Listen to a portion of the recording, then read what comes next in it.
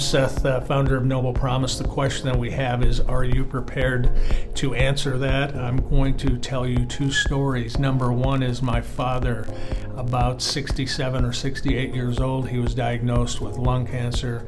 He was given 6 months to live. Luckily, he lived another few years, lived till he was 72. During all that, when we came to terms with it, we had some discussions about his life insurance, and he said to me that you and your brother and sister are not going to get rich, but Mom will be taken care of.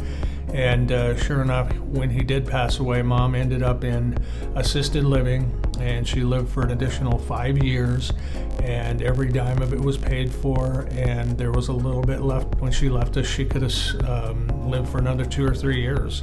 And so I want to say thank you to my father for being prepared. Now, my story, on the other hand, I was about 58 years old. My stomach started bothering me. I went to the doctor. The doctor was convinced I had liver disease, even to the tune of trying to get me set up for a liver transplant. And so in any case, he treated me for the better part of 3 years and was on a lot of medication. By the time I changed doctors, I was down to 155 pounds. He told me one day, I talked to the specialist this morning, and we think you should connect with hospice.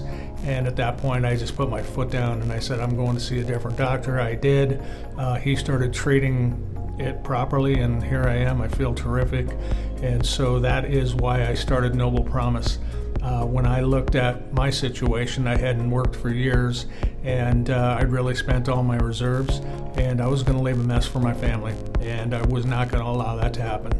And that's why I started NoblePromise. And so that's a promise that I made to, first of all, myself, then my children, and now I'm making it to you, and I will be here to help you. I know what you're going through. Give us a call.